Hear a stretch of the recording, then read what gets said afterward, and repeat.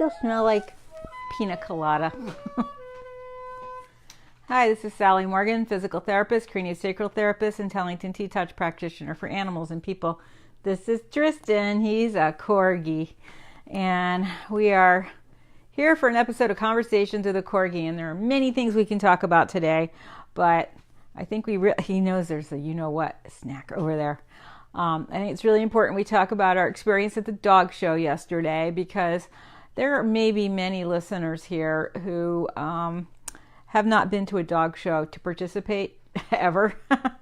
And I got to tell you, it's different than a horse show in a lot of ways. I mean, I have been to many, probably tens of thousands of horse shows. I mean, I just spent years of my life going to horse shows every weekend to coach somebody or to ride myself or to watch. So I have just had so much experience with that. But dog shows are a very, very different thing. And my mother asked me quite a question yesterday. She said, what's more fun, a horse show or a dog show? And I really couldn't answer it, because I wouldn't say that either of them are really fun a lot of the time. I mean, when I was doing my freestyle rides with my horses, that was fun. They loved it. I loved it. The audience loved it. We were good at it. And, even from the very beginning, when we were doing it at the lowest levels of dressage, it was still really fun. But, being in a tough championship class, fun, stressful is what it is. And so here we are at our first dog show, and thank God my friend Tibby was there to save us a spot, because it was just jam-packed. 15 or 14 rings in this building that's marginally heated, so thank God it was April.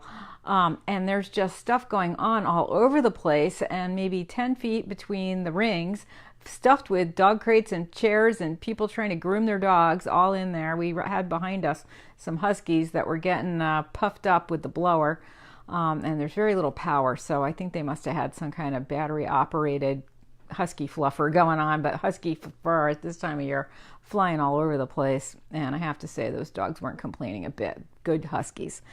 So our ring and maybe one or two others had obedience going on. And then for people who wanted to get their dogs tested to be a therapy dog or an advanced therapy dog, that was also going on, which is really stressful in that environment. My therapy dog tests have been sometimes in a real therapy setting, like a hospital or nursing home in the lobby, or just at the dog training place with 10 other dogs. So I have to say the noise level in there was pretty loud. And then the other interesting thing that happened is you come in from outside where it was a bright sunny day, and then inside you couldn't see a thing. The lights were fluorescent overhead lights, which is in a fairly dark building because there's not a window in it. And Jim and James, there was a guy there with a Pomeranian who did rally, and he was so cute. Big tall man, this little puffball dog. Anyway, so the noise level was a problem. And of course, we're going in rally where you have to be able to talk to your dog. And let's face it, this is a short little animal and I'm tall-ish. So for me to talk loud enough for him to hear me was quite a challenge. I mean, you couldn't just whisper to your dog. You needed to be really projecting your voice for him to even, yes, they have a higher sense of hearing in us, but to sort your voice out from the crowd, really difficult. And I'm glad my friend Karen mentioned something to me. My friend Karen, who does the dog dancing, which, by the way, she just started another class. If you would like to check that out, go to Karen Tyndall on Facebook, CarynTindal, and join. It's the most fun thing, way more fun than anything else I've done with dogs. Anyway, she said to me, we were talking about agility in particular, and she said, I think our Corgis are short and they watch our feet, not necessarily our body. So where our shoulders are headed or where our hips are headed, not as important to them as our feet. So I was wearing my flowered Doc Marten shoes that look like British wallpaper, because yes, they were made from British wallpaper. And Tristan, of course, is used to following my flowered shoes because I wear them a lot.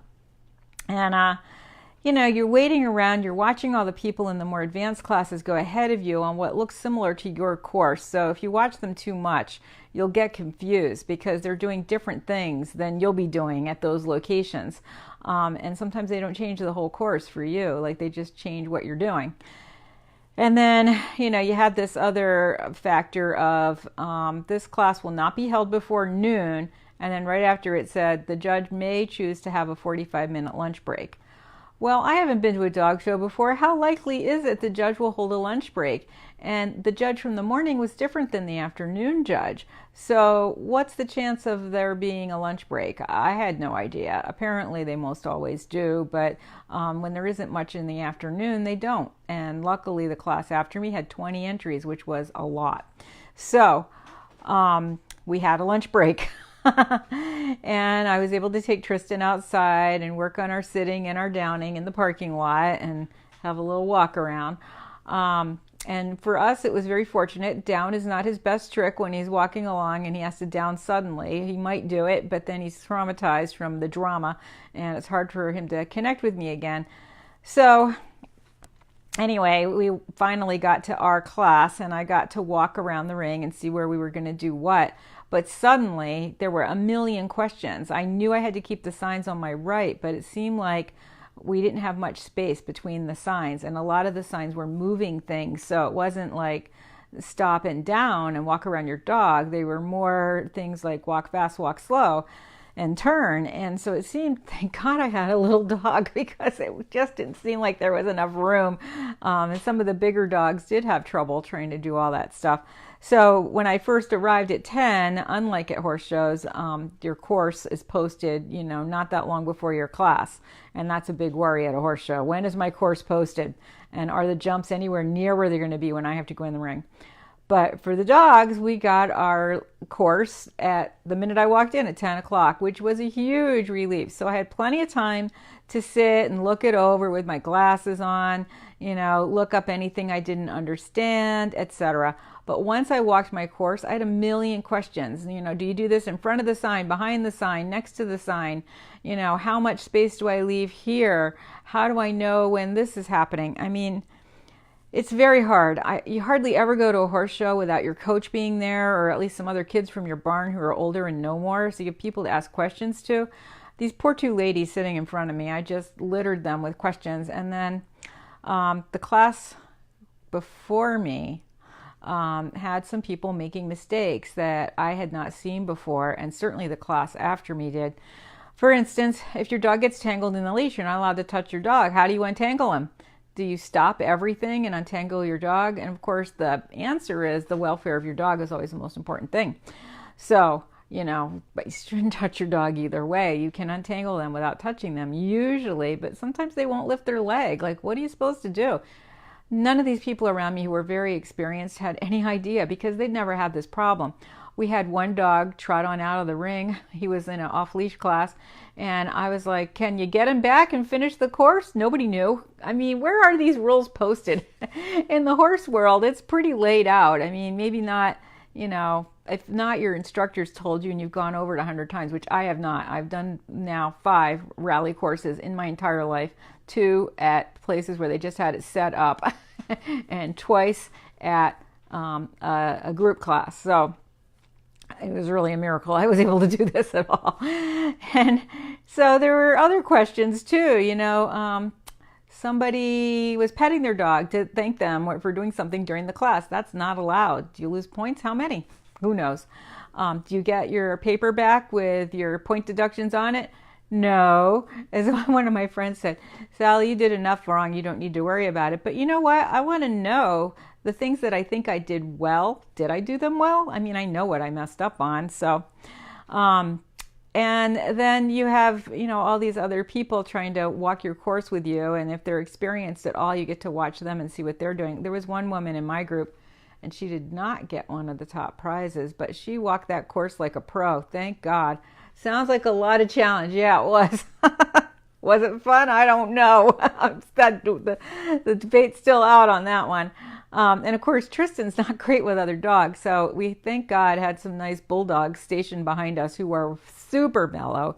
And I had a blanket to throw over his box, but it was, he needed the air too. So that was a little hard. But he was actually pretty good. He didn't snark at hardly anybody. Just once he growled when a dog was walking too close, and the lady didn't even know there was a dog in the box. So that was forgivable. But so we finally got to go in the ring, and everything happened so fast, and I was really having a hard time seeing in there. I couldn't really see the signs until I was like 5 feet from them, and they're on an 8 by 10 piece of paper. And my vision has been much worse since I got hit in the head by some thistle out in the yard, and it went in my left eye and caused a scratch on the cornea. And I've been to about 15 eye doctor visits in the last 3 weeks, and you know, those drops. I just don't feel like my vision's that good, and I didn't have glasses there to do any kind of like distance work. I had reading glasses, which were not working. So anyway, that was one thing to contend with. And then Tristan was like any dog would be. First dog show, right? So he walks in the ring, and thank God there's no treats on the floor, because that would have been a real problem. And I can see in agility, if people drop a treat out of their pocket, what a problem that can cause, or if a dog pees on something when they run amok. So we went in, and Tristan's sniffing the ground, and he's looking around, and he just needs a minute to pull himself together, but you don't get a minute. His minute was standing at the gate when I made him sit, and he didn't really want to before we started. So as we're going along, he's like checking things out, and you know, his leash is getting a little tight, which they don't like, and you do your stuff. And at one point I forgot to do one of the 3 things you were supposed to do at the sign, so we took a couple steps and then did the sit later. I don't know how that goes in terms of counting, but there were many things he did well. When we had the walk slow, he just was taking a step, waiting, taking a step, waiting. None of the other dogs did that. And then when we had to walk fast from the slow, it was obvious that we had a difference. And there were many times when we had to turn in very tight circles, and they still have to heel. So he was really good at that. Silly mother got to the end. We had to do a 360-degree turn, which I've only practiced a little bit in my kitchen. So I did an extra turn because it didn't seem like we had gone all the way around, because I wasn't that dizzy. There's too much else going on. And I don't know how much that counts against you when you do something twice. I mean, you've executed it once correctly. Do you lose half the points for doing it twice? Do you lose all the points because now you've done 2 circles? I mean, if there's enough of a pause between them, I have no idea. And I will never know, because nobody else knows. So, and I have looked at the rules on the AKC website, and it's not there, all this information. So all I can do is watch the ones that they give you on the videos and see what people are supposed to do and pray I come close to it. So we did qualify, which is great, and we were like 6 in our group of 12, which is also great. But more importantly is that we qualified. A girl that's been trying to help me with some trick things came running over and said, "You qualified," as soon as I left the ring, and I was so relieved because that's all I wanted to do. And he was really good. All his issues were pilot error, but it was really stressful. And until I was in the car and drove home and sat down, I did not realize how much tension was in my shoulders. So it's a miracle this little guy could do anything he was supposed to do. I did get to see a bunch of confirmation classes for the Cavaliers. I gotta say, all of them are red and white. There are not many black and white Cavaliers at dog shows. They're all red and white, all different shapes as well. So that was kind of fun. I saw a few Corgis. So in the class that came after me, which was for people who were experienced handlers with a dog that might be new to the sport, boy, there were so many that seemed pretty perfect. And there was one standard Schnauzer who seemed absolutely perfect, who didn't even get in the top 4. And the top 2 were so close that they actually had to split it by time, because they time you when you do this, which is one reason one of my friends there walks really smartly through the whole course. And she's got a big dog. It's an Aussie. But boy, she was just taking huge steps as she went along. And I, thank God, have a small dog, but I wouldn't want to do it that way anyway. But her dog was happy. It allowed her dog to like flip his front feet out and really trot when he was going along. Some of the other dogs that I'm sure did not do as well were just taking small steps, looking startled, their eyes bugging out, you know, how Tristan was when we started all this. And many of them were wearing what I think is, according to the rules, and my person who's helped me a little bit, wearing illegal collars, like show collars and choke chains. The lady next to me said, "Yeah, you can wear a choke collar in obedience." I was like, really? That seems counterintuitive. If they're so obedient, why do you need a choke chain? And show collars are often choke chains, so that seemed not legit. But you know, the ones that did win the ribbons, the top 4 places, were really good. So, but the Schnauzer was really good, and I don't know why the Schnauzer wasn't in the top of his group. I mean, he I think he qualified, but so I don't know. I know that when I used to go to horse shows and they do the hunter classes and you see 6 clear rounds, gallop, gallop, or canter, hop. You got to really know horse showing to know what the horse did wrong, which is why you go with your coach and they say to you, well, you got under fence 3, you put an extra stride in on the in and out, you cut that turn a little close, it was sloppy. I couldn't find anybody there who could tell me that stuff about doing rally with dog. So if anybody listening to this is a rally pro, please write in anything you know about doing this. But to the extent that it's a fun day out with your dog, I mean, it's way less work than a horse show. You only get to go in one thing, and I didn't realize there's 2 shows this weekend.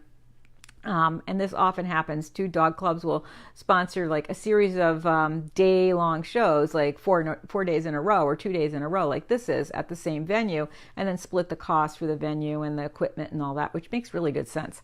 So all my cohorts are down there again today doing the same thing, and I didn't know that there was rally today, so I didn't enter. So we're home. And we're kind of happy because one of the other things I learned is in rally, in our level, you only have to get 3 qualifying scores to get a title, and then you have to move on to the next level, I think. And I certainly need a lot more practice than, if we got another passing score today.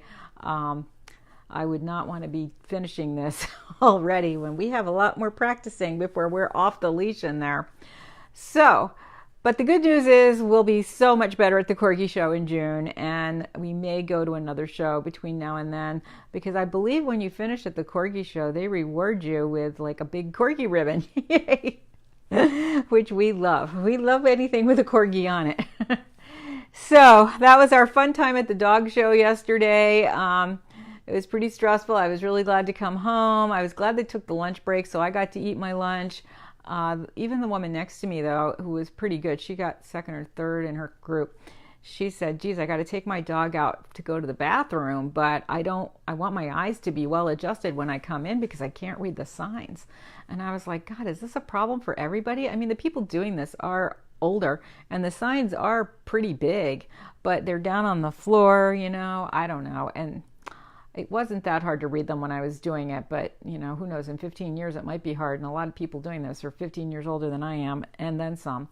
So it was quite an experience being at a real dog show. I love having this clean Corgi, and we had a really lovely walk with our little doggy friend Coco up the road afterwards, which made it all worth it because Tristan and I love our walks with Coco. She's the cutest Karen ever. So thanks for joining us today. We will be at our jobs as educators Monday, Tuesday, and Wednesday, so we won't see you again till Thursday. So everybody have a great day. I think by then, Danny, you're supposed to have a foot more snow. Lucky you up there in the Dakotas. And in Minnesota, too. But hopefully it will all melt. Yeah, relax today. I got to plant some grass seed out there because it's going to rain for 3 days, and it's a good time to do that. Right, Biscuit? Oh, did you hear him? He says, I want my treat that's over there. Everybody have a great day. Thanks for joining us. And if you get a chance to go to a real dog show and watch, it's kind of an interesting experience, so check it out.